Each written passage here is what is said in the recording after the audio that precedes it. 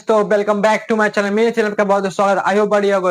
Video को start करने से पहले वीडियो पर नए हैं तो चैनल को लाइक सब्सक्राइब जरूर कर लेना। तो कहानी का नाम है पुरानी घड़ी का राज। की कहानी का नाम है पुरानी घड़ी का राज। रामनगर के बीचों बीच एक पुराना हवेली थी। कि रामनगर के एक बीचों बीच पुरानी हवेली थी। जो लोग जो लोग जो लोग भूली हवेली कहते थे। कि उस रामनगर के बीचों बीच एक पुरानी हवेली थी। उसको नाम भूलो हवेली कहते थे। कोई कोई वहां जाता नहीं था। कि कोई भी व्यक्ति वहां उस हवेली के आसपास नहीं जाता था।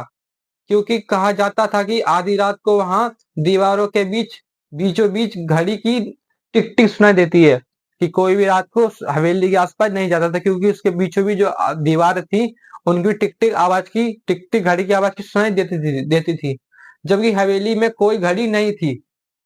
जबकि हवेली के बीचों बीच कोई भी घड़ी नहीं थी। एक दिन 17 साल का अर्जुन अपने दोस्तों के साथ शर्त लगाता है। कि एक 17 साल का लड़का जो है वो अपने दोस्तों के बीच शर्त लगाता है। अगर मैं हवेली में जाकर वो टिक टिक की आवाज ढूंढ लूं तो। कि अर्जुन था वो जो शर्त लगाता है दोस्तों के साथ। वो सोचता है कि मैं उस टिक टिक की आवाज सुन के ढूंढ लूं तो तुम सब मुझे बहादुर अर्जुन कहोगे। कि अर्जुन बोलता है अगर मैं उस टिक टिक की आवाज सुन लूं तो तुम मुझे बहादुर अर्जुन कहोगे। रात के 12 बजे वो टॉर्च लेकर हवेली में गया। कि अर्जुन जो था वो रात के 12 बजे टॉर्च लेकर हवेली के अंदर गया। हर कदम पर फर्श चमचमा रहा हवे। कि हर समय पर उस फर्श जो था हवेली का वो चमचमा रहा था।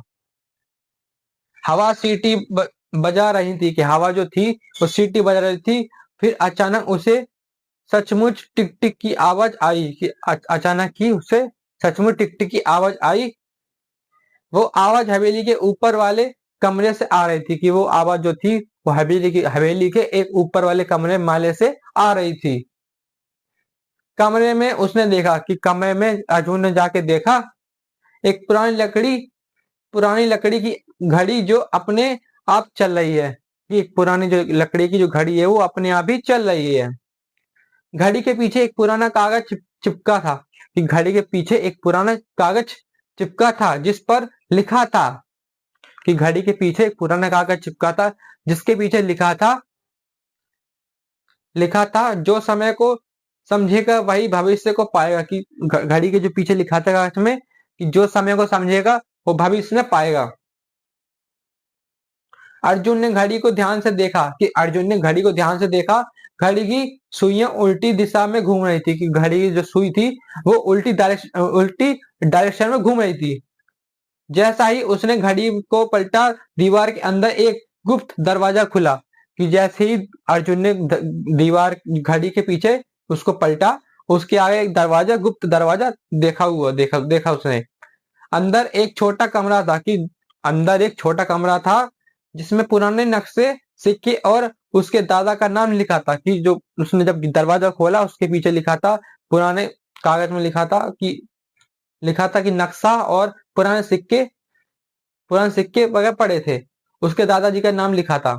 एक डायरी रखी थी। कि उस पीछे के दरवाजे के पीछे एक डायरी रखी थी। डायरी में लिखा था ये हवेली हमारे परिवार की थी।